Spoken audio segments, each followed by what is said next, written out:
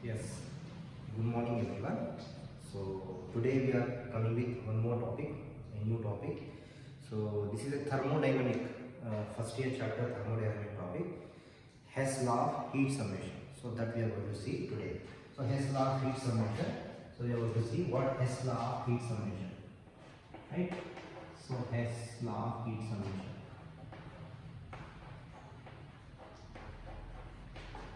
Hess law of heat summation.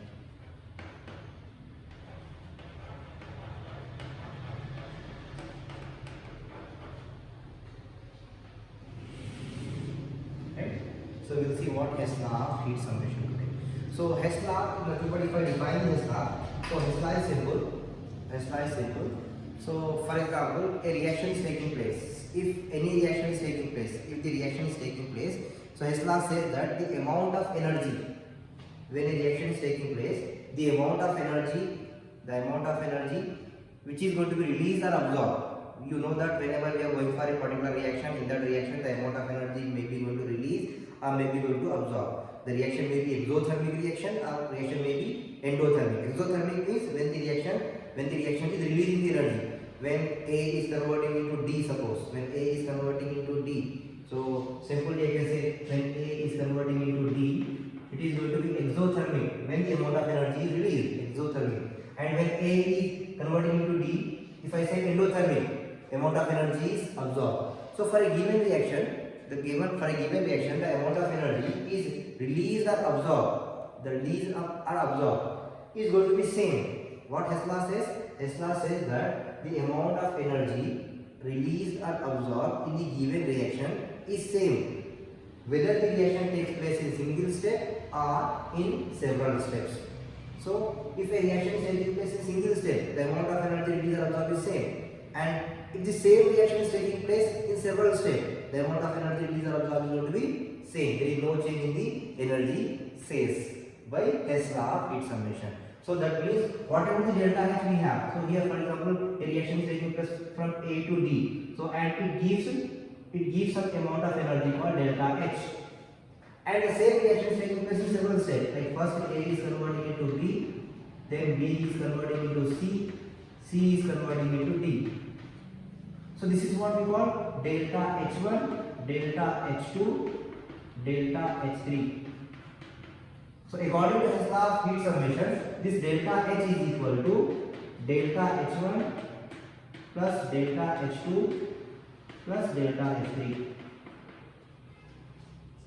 Right? So in the diagram also we can draw, like we have A to B to C, then we have D. So this is what we call separate values, because the reaction is taking place in 3 steps over here: delta H1, delta H2, delta H3. Suppose the amount of energy released is delta H1 from A to B, then B to C is delta H2, and from C to D is delta H3. Then from D to A, from A to D directly it is going to be delta H. It is going to be delta H. That means we are saying delta H is equal to delta H1 plus delta H2 plus delta H3. So what Hess law says? The amount of energy released or absorbed during a reaction is same, whether the reaction is taking place in single step or several steps. That means the energy of a particular reaction depends on the initial and final step. It does not depend on the intermediate step, we can say, right? So this is what we have Hess law. So that this can be understood by taking one example. So here I am taking a simple example of formation of carbon dioxide.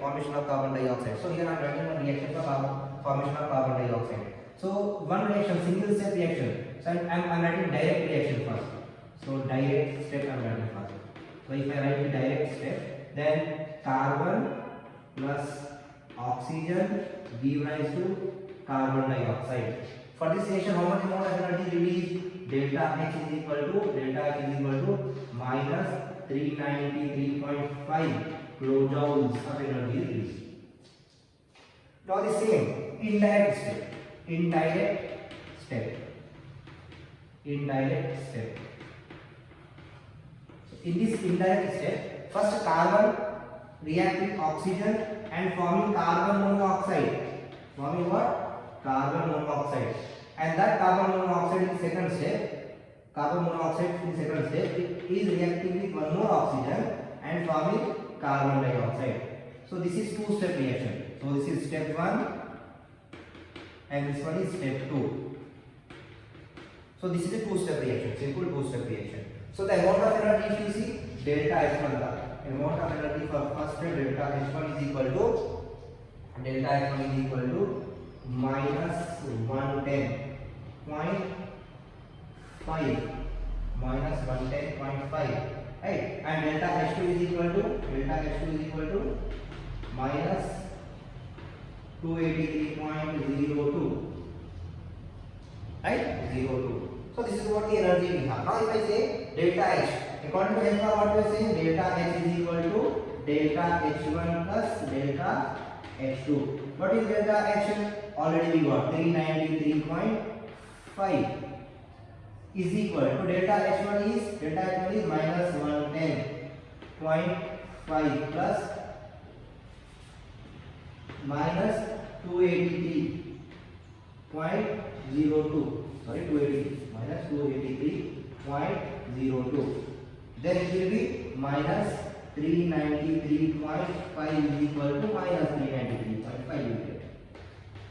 That means delta H is equal to delta H1 plus delta H2 from the Hess law of heat summation we got. So this is what we have about this particular Hess law of heat summation. It is a very important topic, and in the IP normally they are going to ask this question. So it is very important. So if you want, just take the screenshot and all. So this is what we have about this particular topic. Hope you understand the video. We'll see in the next video now. Thank you.